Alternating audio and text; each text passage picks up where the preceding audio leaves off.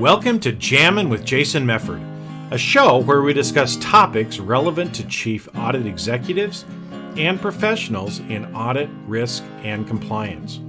We discuss the technical and soft skills needed to navigate the minefields of organizations. You hear best practices and practical advice for helping you advance your career, and we'll even talk about music, mindfulness, and psychology, because we can. So sit back and relax while you listen to the #1 podcast in the world for internal auditors, unscripted and unedited. Well, welcome everybody to another episode of Jammin' with Jason. Hey, today I have my friend Toby Houchens, who is the CEO of Recon. And today we're going to talk about a term some of you may not have heard about, ESRM. And we're going to get into that. But first, I wanted to give Toby an opportunity to introduce himself, and then we'll kind of jump into the topic and show you how this is relevant for people in internal audit, risk, and compliance. So, Toby, how you doing, man? Pretty good. Thanks for having me. Hey, you're welcome. So maybe give people a little background on you and your company, Recon, kind of what you guys do, because we've known each other, I don't know, 2-3 years at least. Right. Maybe longer. I don't know. I can't even remember now. And you guys fill a really interesting spot that I think a lot of organizations still don't fully grasp. And it's one of the reasons why a lot of times risk management is not as mature and evolved and collaborative in organizations as it really should be, because there's certain people that are left out, right? That's right. Yeah. A little bit about my background. So I came out of the military. I was in special operations, the Army side, and also have a background in molecular biology, neuroscience, international relations, national security affairs. And so as part of my role in over 11 years in the military, I dealt with a lot of intelligence topics, wide variety of different types of missions and operations, but mainly to do with security and risk assessment in a lot of different types of environments. And so if you mix all of that in a pot, you start to get an idea of trying to use technology to help with some of these complicated tasks. I'm also working on a doctorate in big data analytics currently. And I've always had a very, strong affinity towards technology solutions for security and risk management. I speak about these things routinely around the world, trying to find, more appropriate, more practical, more, goal-oriented solutions for security and risk management. And Recon is just a risk technology company. We focus on the risk intelligence, if you will, part of things, but we also have a lot of management tools built in. So you basically can use it to monitor, analyze, respond intelligently to some of these threats and impacts, and then also be able to manage those things and track your assets and be able to run reports and communicate effectively. And we do so in a wide variety of different environments, currently focusing on kind of some of the school risk management areas, but we also are very useful for security companies and enterprises across a wide variety of different industries.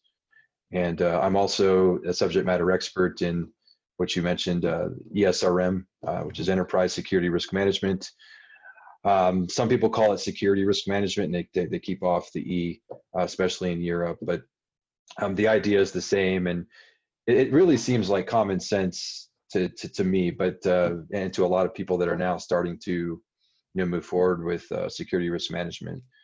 But the idea of applying your security practices and operations in a risk management setting and actually attaching those to organizational or corporate goals seems like common sense. But what you have is, as we'll talk about here in a little bit, is you still have the silo effect. And so ASIS, which is the largest security education and organization in the world, actually had me help them write the standards and guidelines for security risk management, because a lot of the security industry understands that security, it does impact risk on a day-to-day basis, and that it does have business outcomes and business impacts, so, or the impacts affect business outcomes.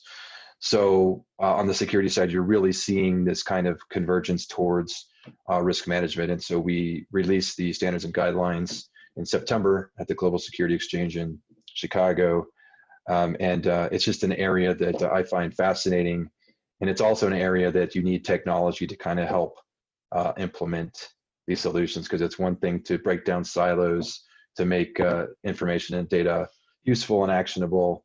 And it's another thing to implement it and to make that work in a cultural phenomenon that works for the organization.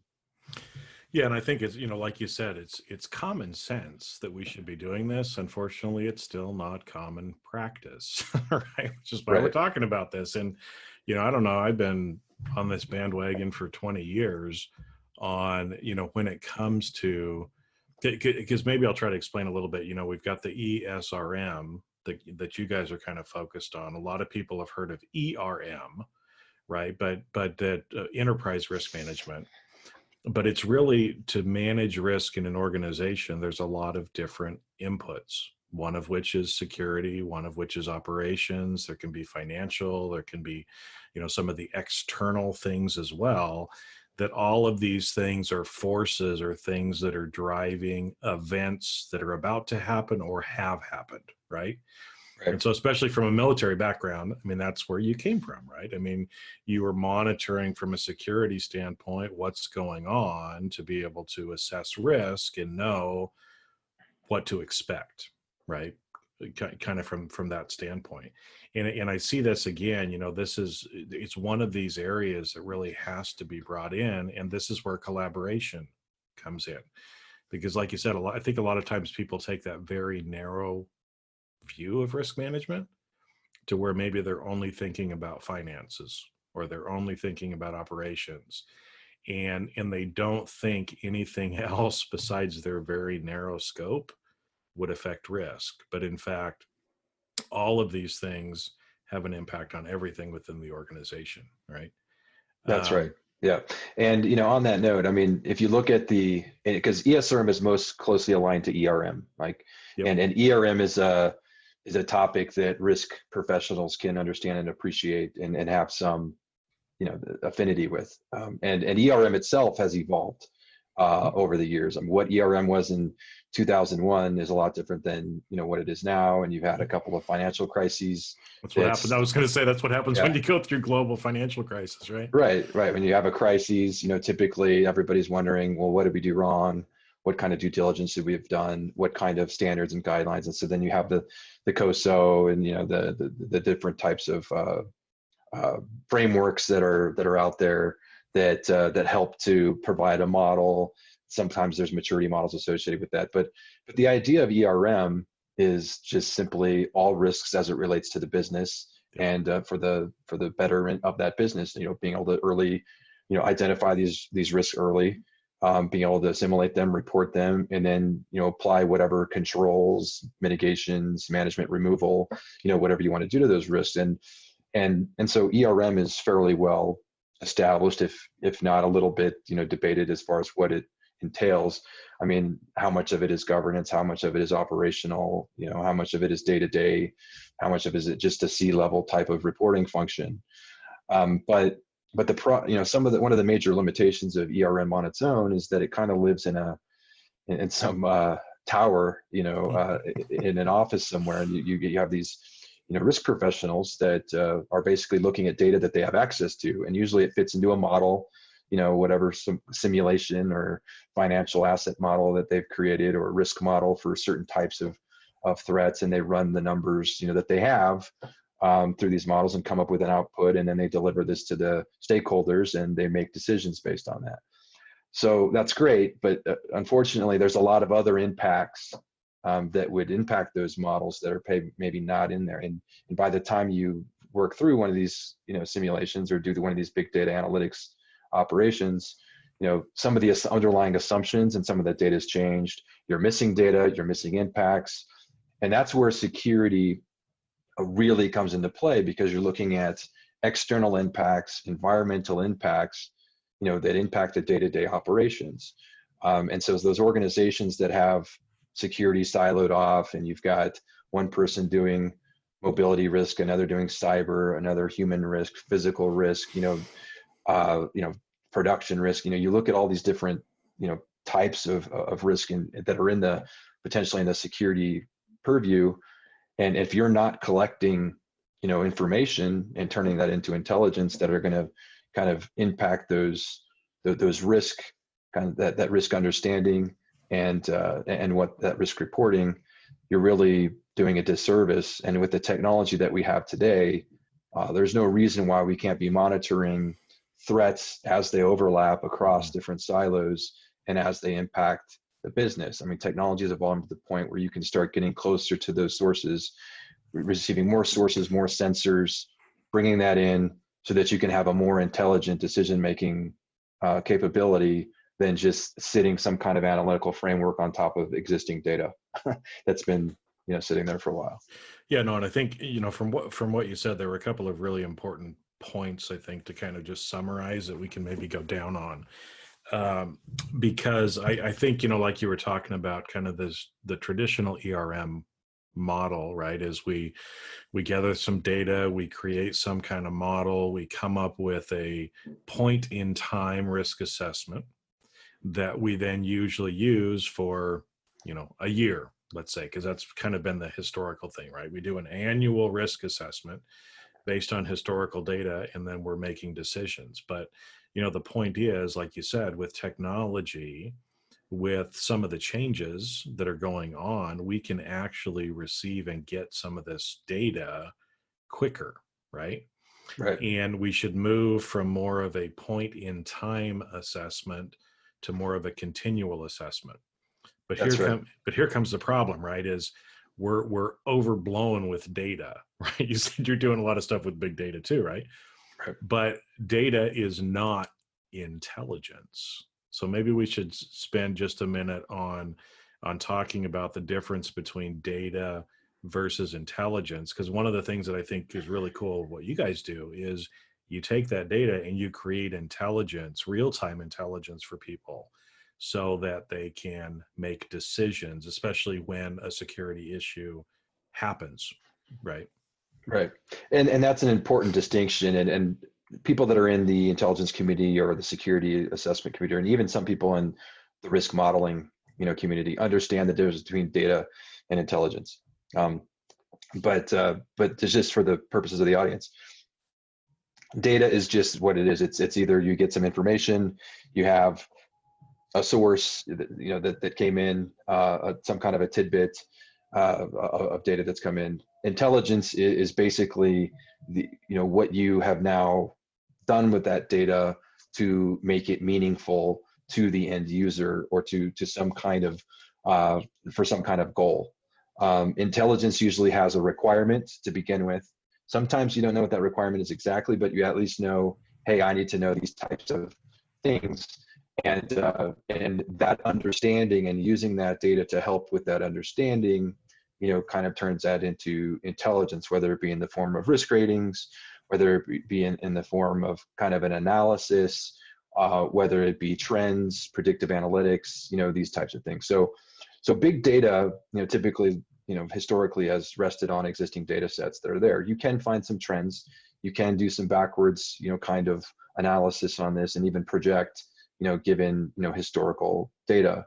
But if you're not updating that routinely and you're missing a lot of impacts or other data sets that you're just either missing because you don't know that they exist, you don't know that they're part of the equation or part of the impact, you don't have access to them, you sometimes can have this false sense of comfort, with some of the findings in a big data exercise. And so when you talk about business intelligence of the future, you're really starting to look at near real-time impacts, because there's one thing to look at long-term trends and to be able to find some value there, and you can. And this is not dissuading anybody from running big data operations, but being able to now take some of those acute impacts being able to look at multiple threats, looking at how they overlap, how they impact different aspects of your business. That's the real difficult part. And so we try to help with that process by making it easy, by taking all aspects of the intelligence process, data in, analysis and characterization, output in the form of analytics, answering specific questions, decision-making support, those types of things. And we do that, we help to do that for the client, because unless you have an army of analysts, unless you're a bank, you're a government or law enforcement, you don't really have a bunch of analysts sitting around, doing stuff for you. So you really need to find software and technology capabilities that can at least do some of that for you. But you're right, understanding the difference between information and intelligence is important, because from a cost effectiveness standpoint, I mean, if you're sitting there with an army of analysts crunching numbers and doing analytics and trying to create intelligence, whether it be reports, analytics, or otherwise, at the end of the day, is it worth the squeeze? The money that you're spending on, creating these reports and these insights, is that worth what you're getting? Are the insights that you're getting, is the value to the company worth it? So that's why you have to move to more of a, hey, knowing up front what is important, what are those sources, what is that information I need, what kind of intelligence do I need, and then being able to take that data in a more dynamic way, as opposed to doing these static quarterly, annual types of, real quick glimpses in a time capsule of what that exposure is. We're moving towards a period in technology where everything is, a lot of decisions are going to be driven by machine learning and AI, and being able to have that advantage and have the advantage of data that's coming in on a regular basis, that's targeted, that's going to help answer some of those intelligence requirements. It's going to make those companies that are leveraging that technology a lot more successful. They're going to be limiting their losses. They're going to be finding opportunities that others aren't seeing. They're going to be creating efficiencies. The list goes on.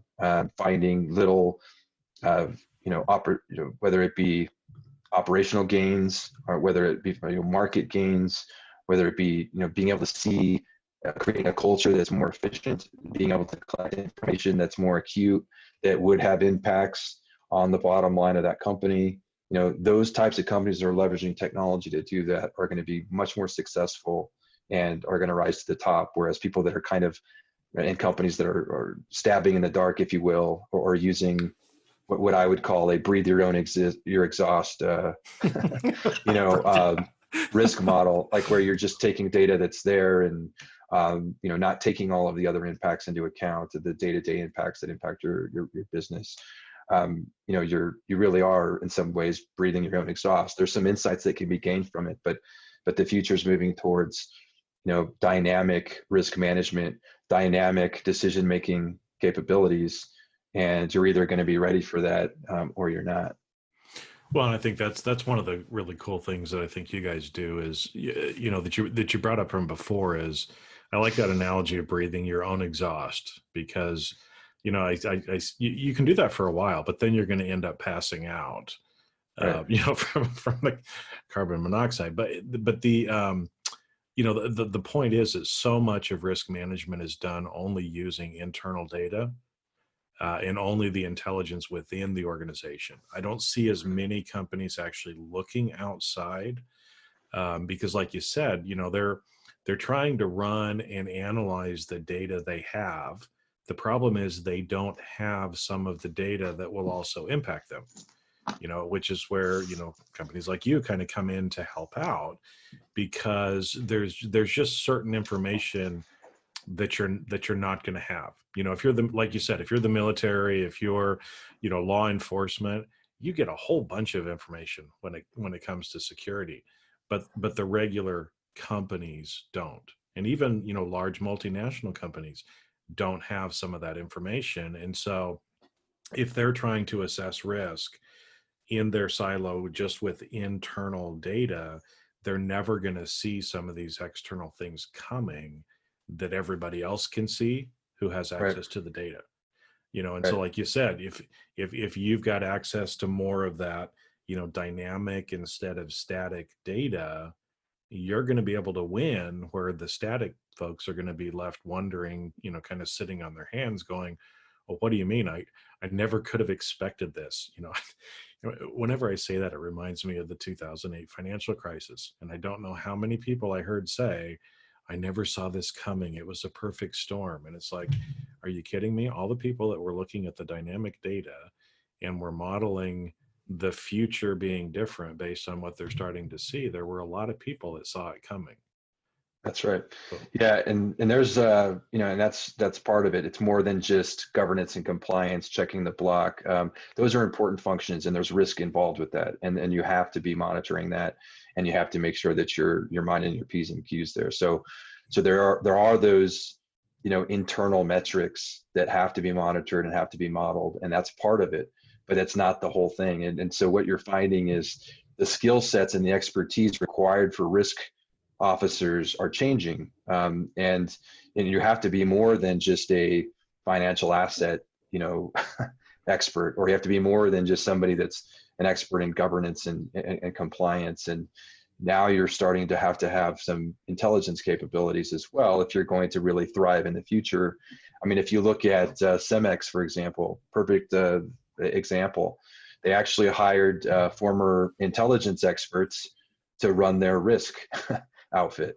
And there's a reason for that. And if you look at their numbers, you look at how well they've done, they've done very well in a very high threat environment. And you don't do that unless you have really solid intelligence about those threats. They've really got a great integration with their security teams, and security can provide that. I mean, in some ways, your security gets you out of that silo. It gets you out of that basement, crunching, numbers, and, it helps you to really understand what the threats are externally, how they're changing, how they're impacting your organization, the threats from within. But there's a lot of security functions across the board that have daily impacts on that company's risk. I mean, you just look at human risk by itself. I mean, this is something that security touches every single day, whether it be during hiring, whether it be during just picking up indications that there's, a problem, cultural issues, training issues, talent issues. There's a lot of data that just gets left on the bone that could have serious consequences, for an organization if you're not monitoring these things. And so not leveraging your security team and your security operations as a collection is just, it just doesn't make any sense, honestly. And if you're just leaving all that data there and you're not even trying to gather it, you really are, living in a bubble. And what the insights that you come up with, in some cases are not going to be earth shattering and not overly helpful, to the leadership of the organization, and that's another thing about, security and risk and the convergence of that. In security, you see now, at least on the security side, they understand now more than ever that what they're doing on a day-to-day basis impacts the company and is becoming a risk management problem, and is becoming something that has to dovetail with risk management. On the risk side, we're starting to see that slowly. You have these ERM conventions, and ERM is starting to move forward in I think, a positive way. But you still now need to connect the dots here completely across the organization and stop living in a risk management silo. And I think that's what ESRM seeks to do, is to start breaking down the silos so that you start getting that intelligence, you start building that culture across the organization, which is really nice. Well, and it is, because I think, again, there has to be that collaboration and cooperation across all these groups, right? Because again, if it's not, then you're, excuse me, you're making decisions, and I'm just making up numbers here, but let's say there's, 10 or 12 different groups that you should be using and kind of collecting information from and getting their input. And if you're only, if you've got 10, but you're only listening to 7 of those people, then when something goes wrong, what I've seen a lot of times is you're like, again, well, how could this have happened? We talked to these 7 people, and the other 3 people are like, Well, if you would have asked us, we saw this Right. coming 6 months ago, but Yep. nobody asked us.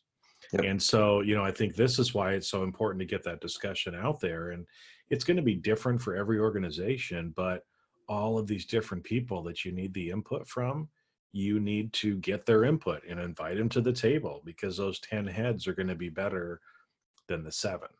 Right. And There's hopefully, context. there's the context to it, because and this is where, without having all those different perspectives, it's hard to see the true picture of what's really going on. Right. And that's, again, for a lot of smart people that are experts, subject matter experts in their area, sometimes they have a hard time realizing or admitting that other people's perspective is also valid. Right. And it is, man. I mean, if we don't, especially as connected and interconnected as the world is today, if you're not thinking about that, you're going to miss some really big things, that can come along. Yeah, and you see that with school safety and security right now. And the problem there is different in the sense that historically they haven't been looking at this as a risk management problem, and it is a risk management problem. Adding guards, metal detectors, cameras, these are all preventative, reactionary types of measures. But in almost all of these major events that have happened, in over 70% of them, there have been indicators. There's been a cry for help. There's been some kind of on social media. There's been a conversation with a coworker or with another schoolmate. There's been problems at home. There's been plenty of flags and indicators as to why there was a problem. And that's the idea. If you're not looking at the intelligence, if you're not looking at the indicators, the leading indicators, you're not leveraging the whole organization to work together, you can have all of the walls, the metal detectors, the high-speed cameras that detect emotion and track people. It's just not going to, lower the incidents, demonstrably. And so that's why we, at Alpha Recon, we're trying to help in the education process we had schools to start thinking about, school safety and security through a risk management lens, so that you can start seeing exposure, where those exposures are happening, what are those early indicators of risk, and how can you start to proactively, address those risks, as opposed to waiting for something to happen. And this obviously carries forth to almost any organization that there is. And so typically you'll see a problem of either too much security focus and no risk management, or you'll have too much risk management and nobody cares about the day-to-day security impacts of the culture and those dynamic threats that are going to eat your lunch if you're not if you're not careful. Well, and I think it's, we're about out of time for today, because I could go off on this whole other tangent right now too, but I think, your example of the schools, and I think this is something, that most everybody can relate to, right? Because either you have kids or, had kids or whatever. And so, and you went to school yourself, right? But I think what we're seeing kind of in that space is also a mistake that we're seeing in the corporate space. And this is what I mean, is there's a school shooting that happens. And so the first knee-jerk reaction is, we got to put up a fence, we got to have an armed guard, we got to put in metal detectors, we got to do all this kind of stuff. There's a whole bunch of spending up front without really thinking about, first off, the return on investment for that. Exactly. Right. And the negative side of it as well. And here's where I'm going with this too, is when I was in high school, we had a brand new high school built, and so we were so excited because we got to be the first class that went into this new high school. But to look at the building, it was just a big building with these really tiny, narrow windows, and it looked like a prison. Right. And so we used to joke like we were going to prison. Well, we didn't even have a big old fence around us, but, assume now too, these kids are going to school in a place that looks like a prison sometimes. That has to have an effect on your child's learning as well. And just like you brought up, 70% of the time plus, there's some other indicators, there's some other things that if we would have spent the time and effort and money there, probably could have avoided it instead of just trying to protect once the event has happened. And so just like that, we see so many companies that spend shit ton comes to mind of money on the reactive or side of it after the event has happened, with very little spend or effort on the proactive side. And that's where we've got to get to. That's what you guys are trying to help people get to. That's what the ESRM movement is trying to help people get to as well, is, hey, you know what, if we're proactive, if we, in this instance, give counseling to this kid or whoever, this employee, that so that instead they never get to that point where some sort of a security incident happens. We catch it, we fix it before it ever gets there. We don't have to rely on that other stuff in the back.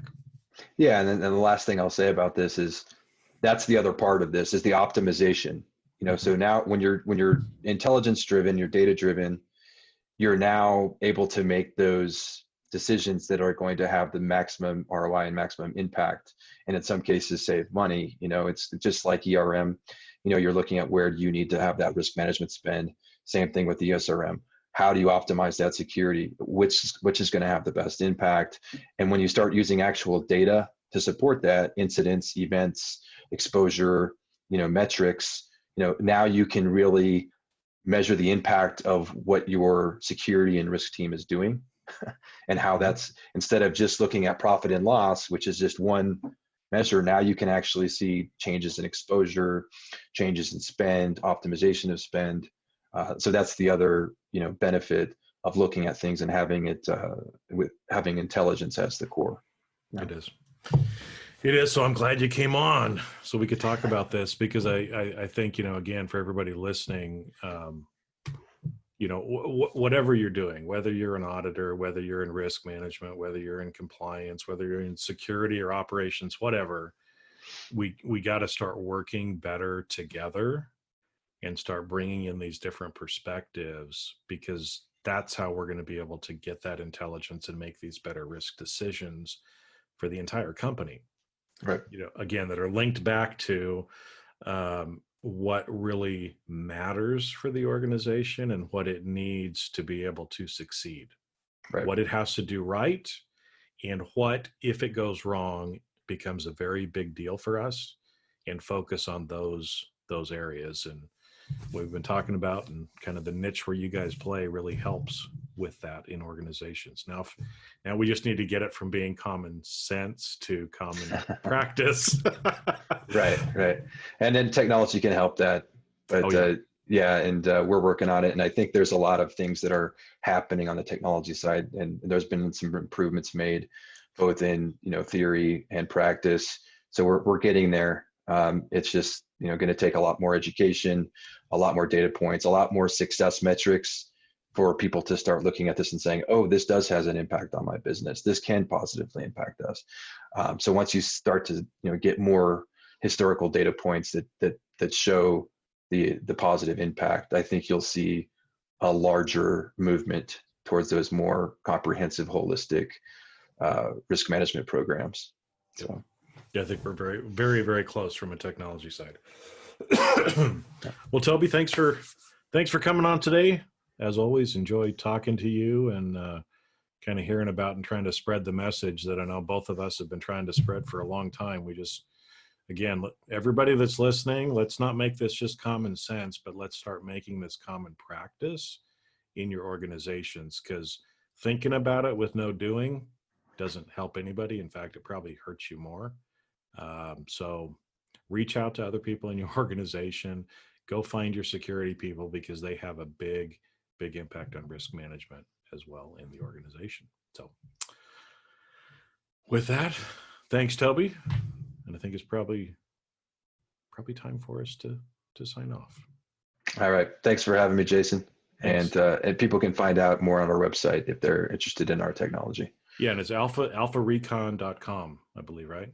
That's right. Yep. And we have educational events, and there's various engagements that we have, and we do have content and blog content that we share to kind of help with some of that practical implementation So a lot of that's going to be, coming forward this year in 2020, moving beyond the theory of this sounds great, or you should do this, or you should think about these things, to, okay, how do I implement this? How do I actually, what information do I need? How can security help? How does this interweave? What are some best practices we can use? What does a maturity model look like? So I know I'm on the right track. So there's going to be a lot of that content coming out to help people implement these things. Well, good. Yeah, lots of good content. So I'll make sure and link that up in the show notes for everybody, so you can click on that and head over and get some of those resources. So with that, we'll catch everybody on the next episode of Jammin' with Jason. See ya. Great. See you later, everybody. And that's a wrap. Thanks for listening to today's episode of Jamming with Jason. Keep on rocking in the audit world. Have a great rest of your day, and I'll catch you later on the next show. If you'd like to earn continuing professional education for listening to today's episode, head on over to C-Risk Academy at ondemand.criskacademy.com. And that's C as in the letter C, riskacademy.com. Not only do you get a CPE certificate, but you also will have access to the video version of today's show. The views and opinions expressed on this show are that of the individuals and not of their respective organizations.